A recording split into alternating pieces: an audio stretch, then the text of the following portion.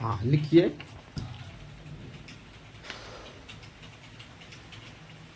नया वर्ष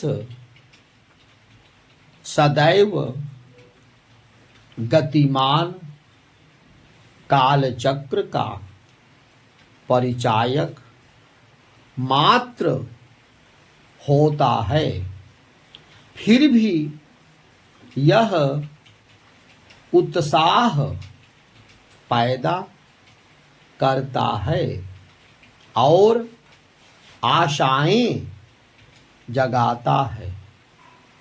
आशा होती है सुख की, समृद्धि की और सद्भाव की, ना केवल व्यक्तिगत जीवन में बल्कि समाज और राष्ट्र के साथ वैश्विक जीवन में भी। बीते वर्षों में देश ने जिस तरह प्रगति की है और अंतर्राष्ट्रीय स्तर पर अपनी छाप छोड़ी है, उससे यह आशा और बलवती हो रही है कि 2024 में देश और नई ऊंचाइयों को छुएगा।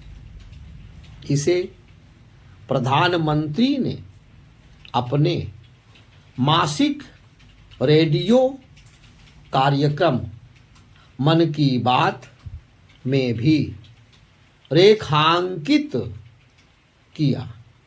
उनके इस आकलन से असहमत नहीं हुआ जा सकता कि आज का भारत आत्मविश्वास से भरा है और आत्मनिर्भरता की भावना से ओत-प्रोत है।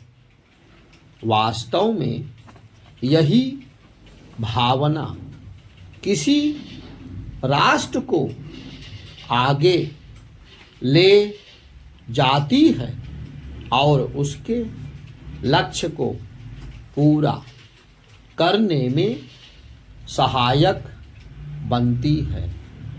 यह भावना जन जन में व्याप्त हो, इसके लिए राजनीतिक, प्रशासनिक, सामाजिक और सांस्कृतिक स्तर पर अग्रणी लोगों को सक्रियता दिखानी चाहिए।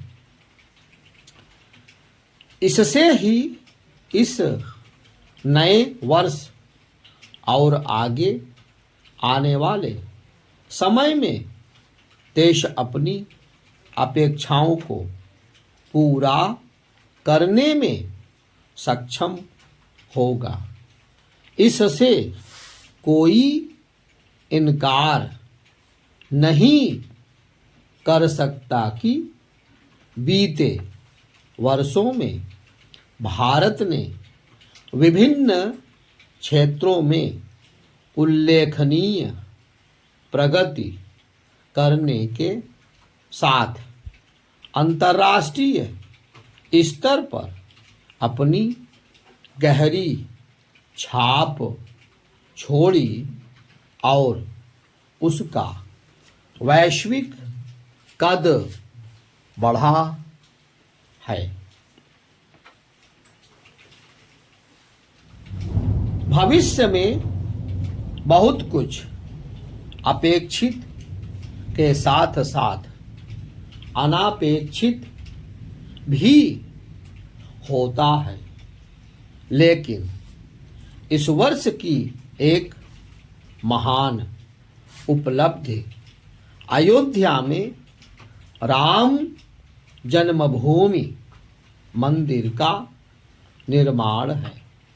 500 वर्ष पुराने इस सपने का साकार होना इसे युगों तक विशेष बनाए रखेगा। राम जन्मभूमि मंदिर के निर्माण के रूप में भारतीय समाज की दृढ़ता और जीवटता का परिचय मिलता है। इसका ही परिचय देकर देश और अधिक सक्षम एवं सबल बन सकता है। हमें समाज के रूप में भी और अधिक सक्षम बनना होगा, क्योंकि तभी उन चुनौतियों का सामना किया जा सकता है जो सामने दिख रही हैं। प्रगति पथ को और प्रशस्त करने के लिए हमें अपने लक्ष्यों के साथ चुनौतियों पर भी ध्यान देना होगा। कोई भी समाज और राष्ट्र हो, वह कभी चुनौतियों से मुक्त नहीं होता। तेजी से बदलते इस युग में तो और भी नई नई चुनौतियां